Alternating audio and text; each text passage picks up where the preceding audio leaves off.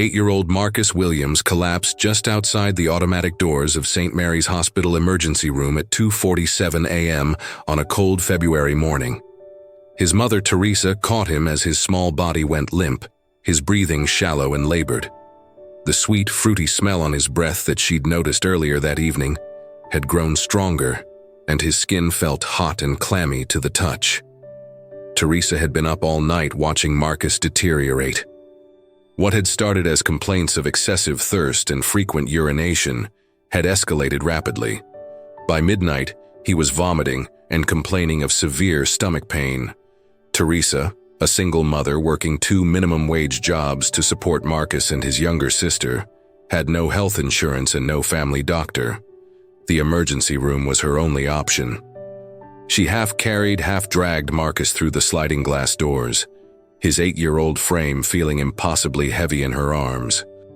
The fluorescent lights of the waiting room seemed harsh and unforgiving as she approached the triage desk, where a tired-looking nurse sat behind bulletproof glass. "Please, my son needs help," Teresa said, her voice cracking with desperation. "He's been sick all night and he just collapsed outside." The nurse, Patricia Chen, had worked the night shift for 15 years and had seen every type of emergency imaginable. She could tell immediately that this child was seriously ill. Marcus's breathing was rapid and shallow, his lips had a bluish tint, and his eyes were barely focusing. "Has the child been seen here before?" Patricia asked, already knowing this was going to be complicated. "No, we don't have insurance," Teresa admitted, her words barely above a whisper. Patricia's expression changed subtly. She'd been through this scenario too many times before, and she knew what was coming next. Within minutes, Dr. James Rodriguez, the attending physician, had examined Marcus in the triage area. His clinical eye immediately recognized the signs: fruity breath, rapid breathing, dehydration, altered mental status. Classic presentation of diabetic ketoacidosis in a child, probably newly diagnosed. It was a medical emergency that could be fatal without immediate treatment. "The child needs immediate admission and IV insulin," Dr. Rodriguez told Patricia quietly. "This is DKA, and he's in serious condition."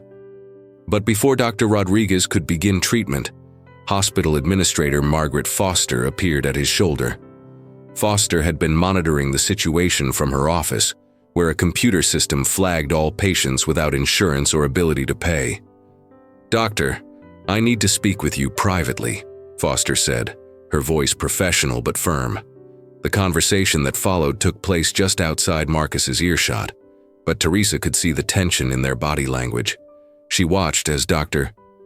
Rodriguez's expression grew increasingly frustrated, his hands gesturing emphatically, while Foster remained stoically unmoved.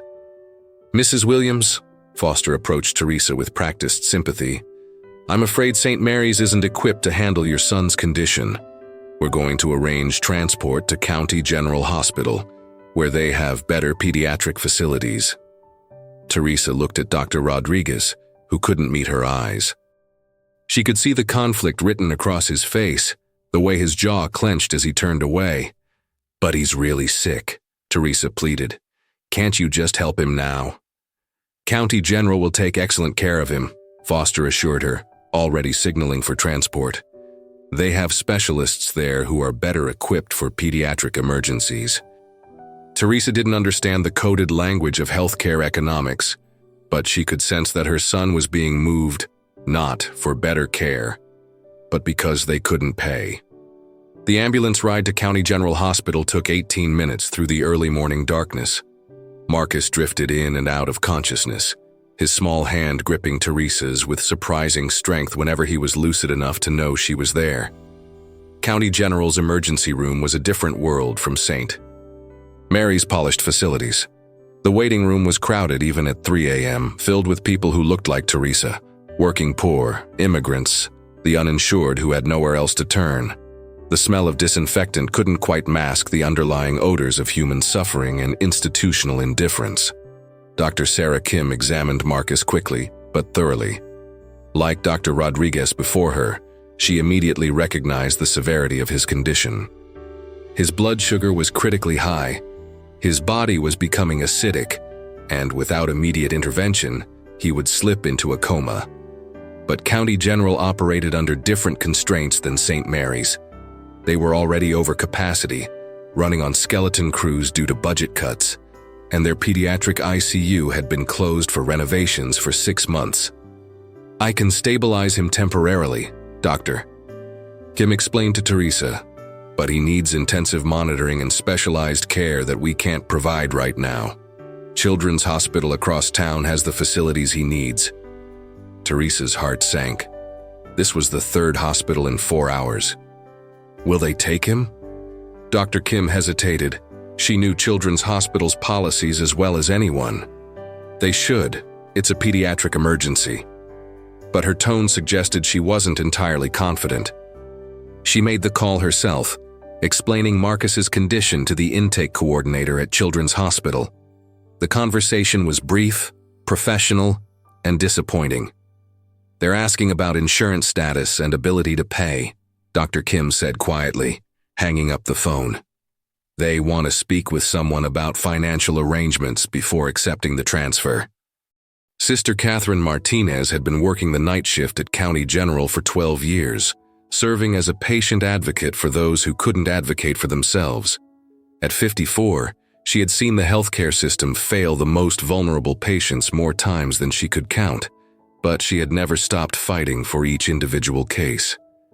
She arrived at Marcus's bedside just as Dr. Kim was explaining to Teresa that Children's Hospital was reviewing the case.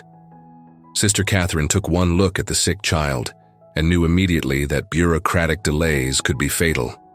"How long has he been like this?" she asked Dr. Kim directly. "At least 6 hours, probably longer. His blood sugar is over 500, pH is dropping, and he's showing signs of severe dehydration.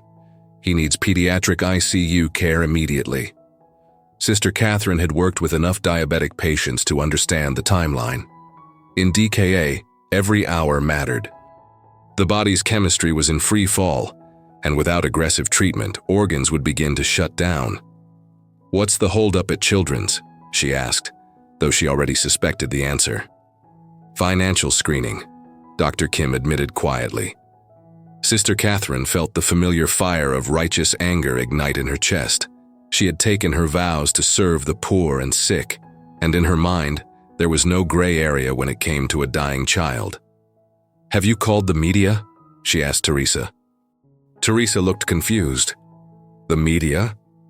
"Sometimes hospitals find beds very quickly when reporters start asking questions about why sick children are being turned away," Sister Catherine said, her voice carrying 20 years of experience with institutional intransigence. Dr. Kim glanced around nervously. Hospital administrators didn't appreciate patient advocates who involved outside pressure, but Sister Catherine had long since stopped caring about institutional politics when lives were at stake. Sister Catherine stepped into the hallway and dialed a number she had memorized years ago. Channel 7's investigative reporter, David Chen, had covered healthcare stories before, and Sister Catherine knew he would understand the urgency. "David, it's Sister Catherine at County General. I have a story for you, and I need you here in the next hour." She explained Marcus's situation quickly and efficiently. An 8-year-old boy dying of diabetic ketoacidosis, turned away from 3 hospitals because his family couldn't pay, currently deteriorating in a hallway at County General, while administrators debated financial arrangements. "Are you sure about this, sister?" David asked. "This is going to create a firestorm." "I'm sure. This child could die while they're running credit checks. That's not acceptable." While waiting for the news crew, Sister Catherine made additional calls. She contacted the city health department, the state medical board, and a lawyer she knew who specialized in healthcare advocacy. She also called Father Murphy at her parish, asking him to mobilize the congregation for prayer and, if necessary, protest. By 5 a.m., Marcus's condition had worsened noticeably. His breathing was more labored, and he was no longer responding to verbal commands. Dr. Kim had started IV fluids, but without insulin and proper monitoring, she was essentially treating a gunshot wound with Band-Aids. Teresa sat beside her son's gurney, holding his small hand and whispering prayers she half remembered from childhood. She had never felt so helpless, watching her child slip away while adults in suits debated money in conference rooms. "Why won't they help him?" she asked Sister Catherine, tears streaming down her face. "Because the system is broken," Sister Catherine replied simply. "But we're going to fix it starting right now."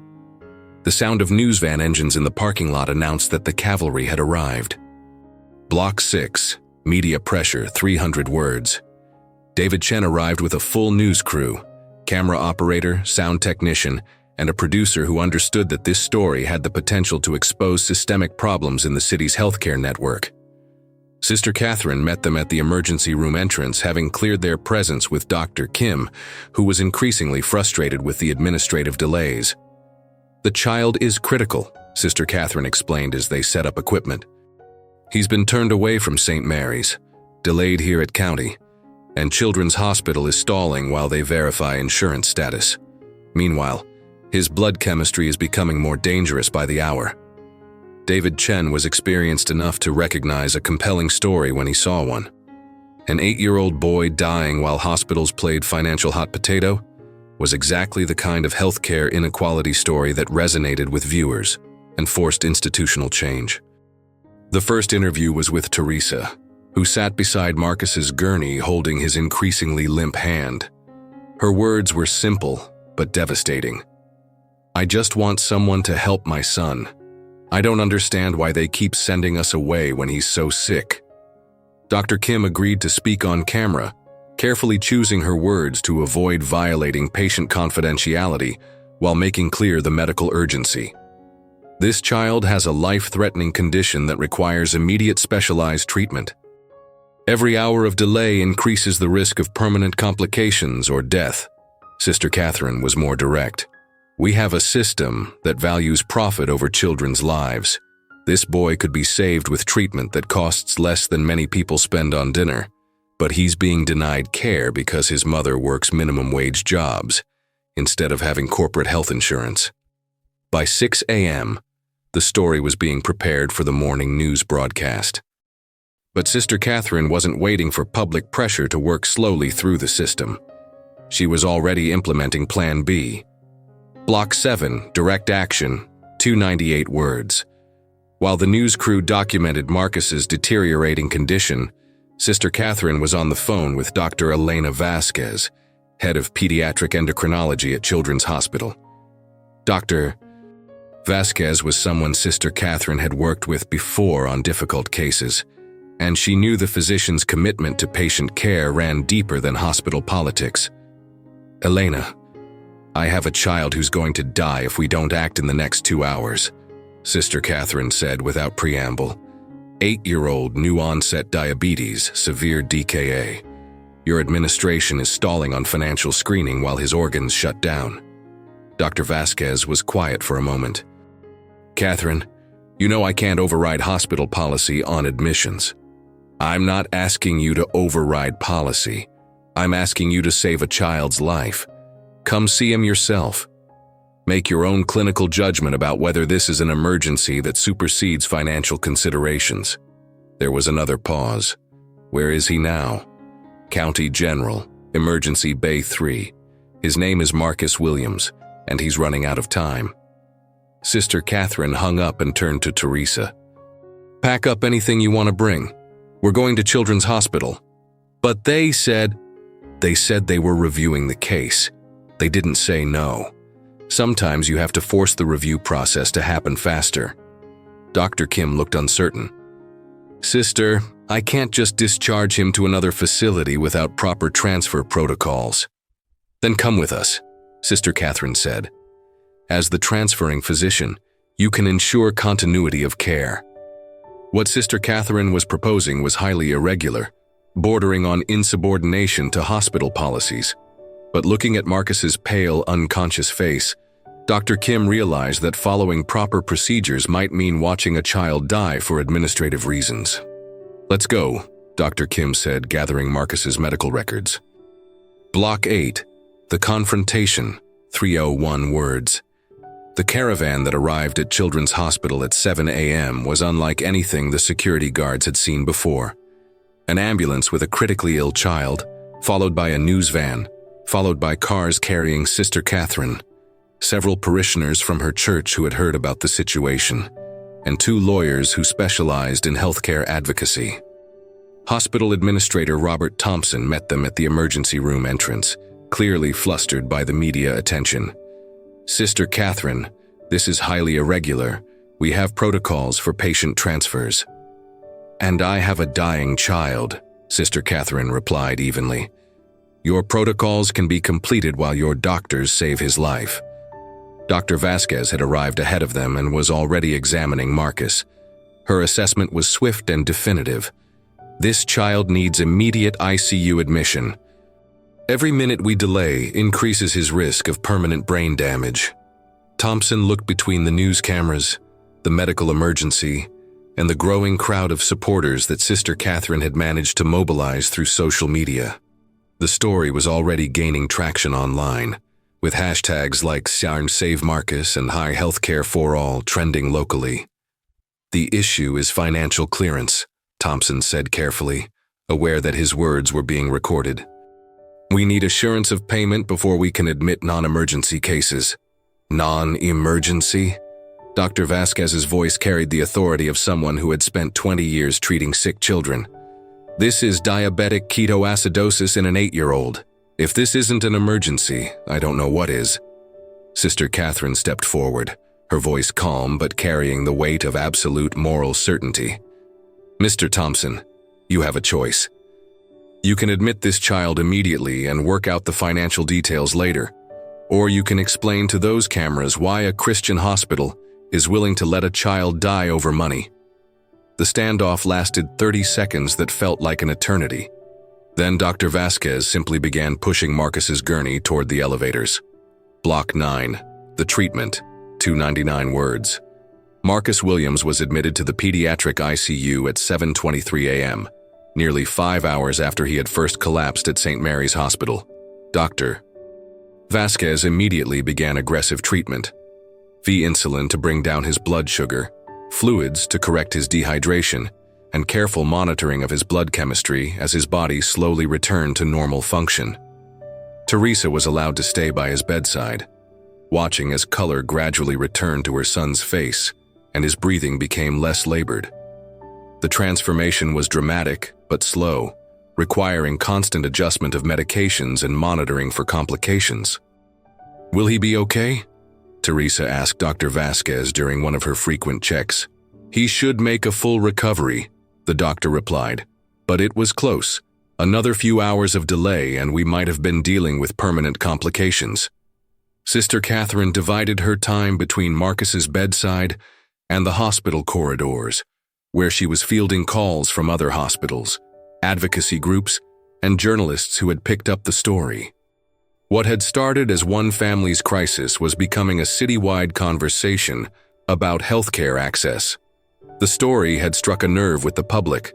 The hospital's phone lines were flooded with calls from people offering to pay Marcus's medical bills, and a GoFundMe campaign started by someone who had seen the news report had already raised $15,000. But Sister Catherine knew that individual charity, while generous, wasn't a solution to systemic problems. Marcus was getting the care he needed, but there were hundreds of other children in similar situations who wouldn't have a patient advocate willing to fight the system. "One child saved," she told David Chen during a follow-up interview. "But the system that nearly killed him is still in place, still turning away sick people who can't pay." Block 10. Systemic change, 302 words. The Marcus Williams case became a catalyst for broader healthcare reform in the city. Within a week, the story had been picked up by national news outlets, and healthcare advocates across the country were using Marcus as an example of everything wrong with America's healthcare system. The 3 hospitals involved faced intense scrutiny. St. Mary's and County General were forced to explain their transfer policies, while Children's Hospital found itself in the awkward position of having initially resisted treating a child who clearly needed emergency care. City Council member Janet Rodriguez, who had been working on healthcare access issues for years, saw an opportunity to push through legislation that had been stalled in committee. The Marcus Williams case shows us that we can't rely on individual heroics to fix systemic problems, she said at a packed city council meeting. We need policies that guarantee emergency care for children regardless of their family's ability to pay.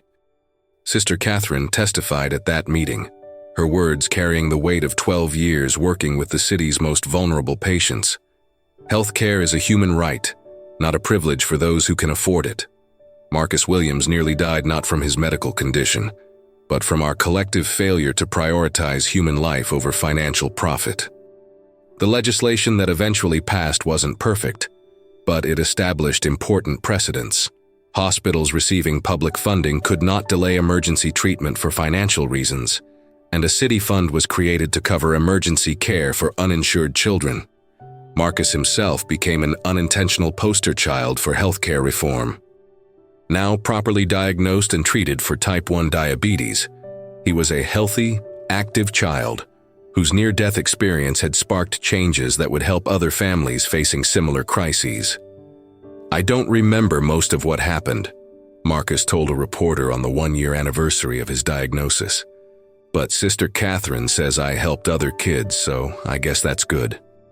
Block 11, Legacy, 298 words. 2 years after Marcus Williams nearly died from administrative delays, Sister Catherine Martinez received a commendation from the city for her advocacy work. But the recognition that mattered most to her came in the form of letters from families whose children had received timely emergency care, thanks to the policy changes sparked by Marcus's case. Marcus himself was thriving. His diabetes was well controlled, and he had become something of a celebrity at his elementary school, where he educated other children about his condition and the importance of advocating for people who needed help. His mother, Teresa, had been hired as a patient navigator at County General, helping other families navigate the healthcare system that had once failed her son. Sister Catherine saved Marcus's life, Teresa said during a speech at a healthcare advocacy conference. But more than that, she showed us that one person can fight a system and win. She taught us that we don't have to accept no when someone's life is at stake. The changes implemented in their city had served as a model for other municipalities. The Marcus Williams Protocol became a template for ensuring that children received emergency care, regardless of their family's financial status. Sister Catherine continued her work as a patient advocate, though the reforms had made her job somewhat easier. Hospitals were now required to provide emergency treatment first and address financial concerns later, at least for pediatric cases. The system isn't perfect, Sister Catherine reflected during an interview with David Chen on the anniversary of Marcus's hospitalization. But it's better, and sometimes better is enough to save a life. She paused, looking out the window of County General's emergency room, where she could see children playing in the hospital's playground, children who were alive and healthy because someone had fought for their right to medical care. Every child deserves to have someone fight for them, she said simply. Sometimes that's all it takes.